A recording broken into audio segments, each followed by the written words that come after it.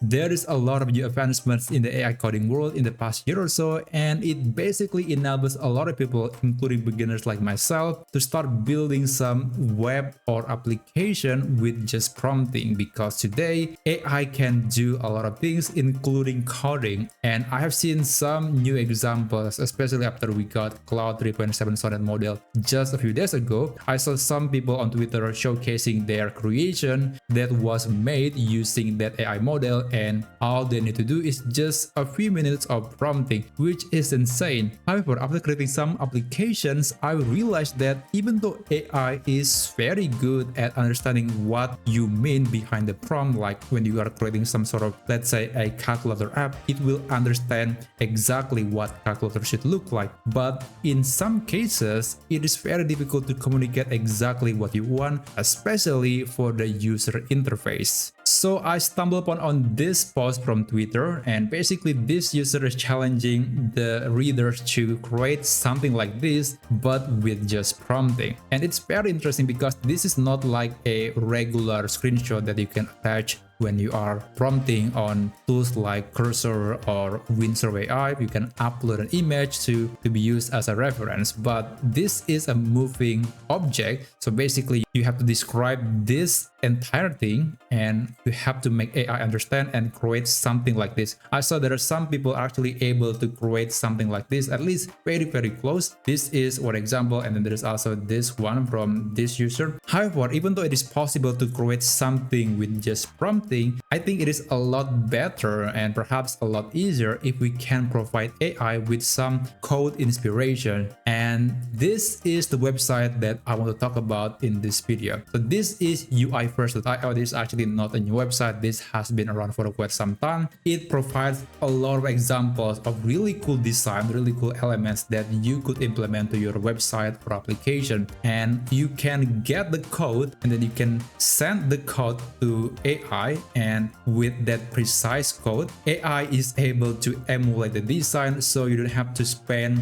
hours upon hours of prompting the AI model to get the exact design that you want. Because here you can look, you can browse and see which design that you want to copy, then you can get the code to be sent to AI. So let me show you how you can use this tool in conjunction with Windsurf or Cursor AI. So let's get into it. Okay, now I'm on the Windsurf code editor, and I will use the cascade feature, which is the AI feature in the Windsurf code editor. Now I'm going to create a simple click counter application. So that's a prompt that I'm going to use. I'm not going to write a very long prompt. This is just the basic, because later I'm going to replace or at least modify some elements from this tool using the code or using the style from the UIFirst website. So I'm going to select Cloud 3.7 Sonnet. You can actually use Cloud 3.7 Sonnet thinking, which in many ways better at coding, but given this application is simple, I think there is no need to use an expensive model like that. Now let's send this prompt to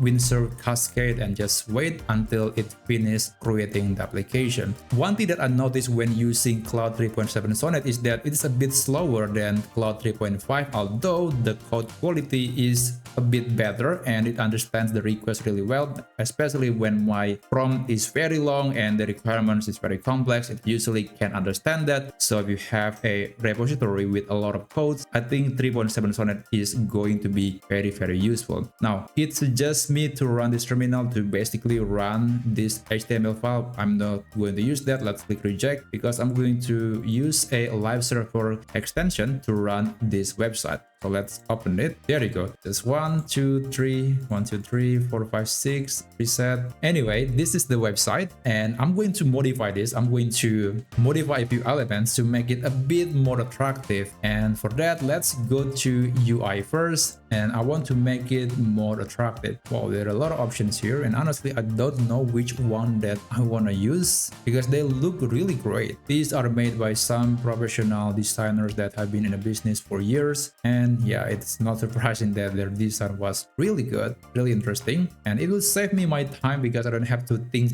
too much about prompting. I can just look at the design examples and just copy the code from the code that they just happily provided for free on this website. Okay, I'm gonna be using this one. It's very interesting. So my vision is when I click this counter button, when I click this plus or minus button, that animation in the background will spin according to the button that I click. So it's going to be counterclockwise versus clockwise. It's gonna be very interesting. Now, in order to get the code, you can click this button that says get code, and it will reveal the HTML and CSS code of this particular design. So we have to manually insert the code to the prompting and then let AI modify the application using this code. Now let's go back to Windsurf, and I'm going to be using this prompt. Okay, so this is the prompt that I'm going to use. I want you to modify the box by adding the style from the following HTML and CSS code. This is just for inspiration. Adjust the code accordingly. So basically, we don't want to just implement the new HTML and CSS into the application. We want it to be taken as an inspiration for AI, and it will apply the new styling with the existing elements. And then I request the box in the background to move clockwise when the plus button is clicked, and then counterclockwise when the minus button is clicked. And then here's the code. Now let me go back to UI first. Let's copy this HTML first, and let's go back to Windsurf. Let's write HTML and let's paste the code. Let's go back to UI first. This time CSS, usually going to be a lot longer. Copy CSS, go back to Windsurf, and this is the CSS code. There you go. Now let's send the prompt, and hopefully it will implement the exact feature with the exact styling based on this HTML and CSS code from UI first. Okay, it is still cooking. It modified a few files, and I noticed that it modified the same file multiple times, which is due because that's not the kind of behavior that I have seen on Cloud 3.5 Sonnet, but I guess it's because the AI is constantly evaluating the new code to make sure that it is working. Anyway, let's go back to the browser, and since I'm using live server, it should be refreshed automatically, and there you go. So this is the result. Is it perfect? Let's see. I'm going to click the plus button.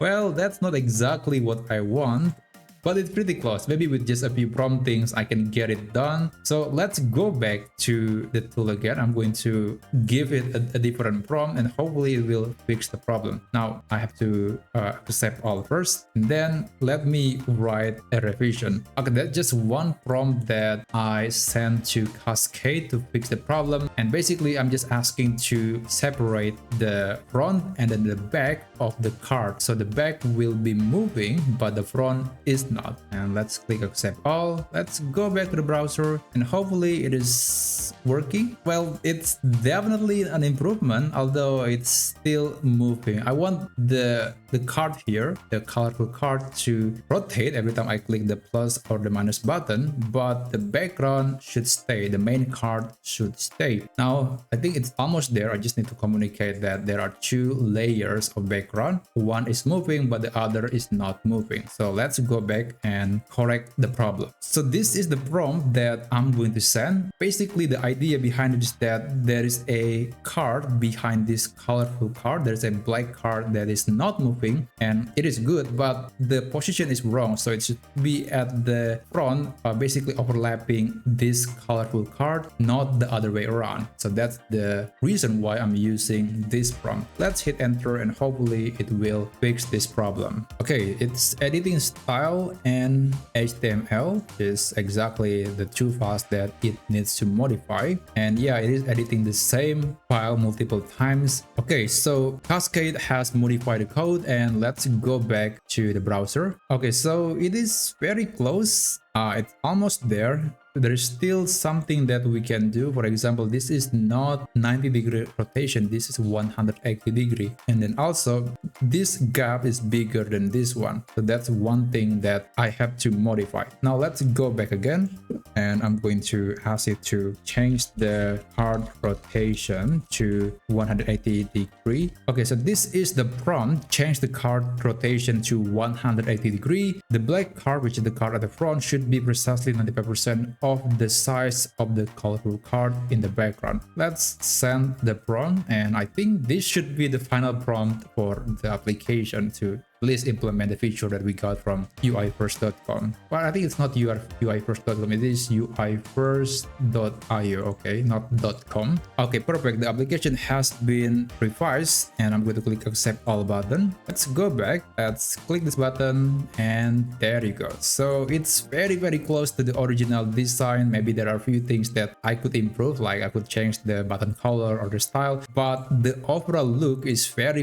similar to this design. So yeah, I'm going to call it a day. I think this experiment was successful. I was able to implement the styling from uifirst, from this particular design, to my application with the help of Windsurf AI. So yeah, that's basically it. If you find this video to be useful, or if you want to see more tutorial videos for non-coders building application or a website, then please consider subscribing to this channel. Anyway, if you want to build a website and then deploy it to the internet via Netlify, then check out this video and I'll see you there. In any case, have a great day and thanks for watching.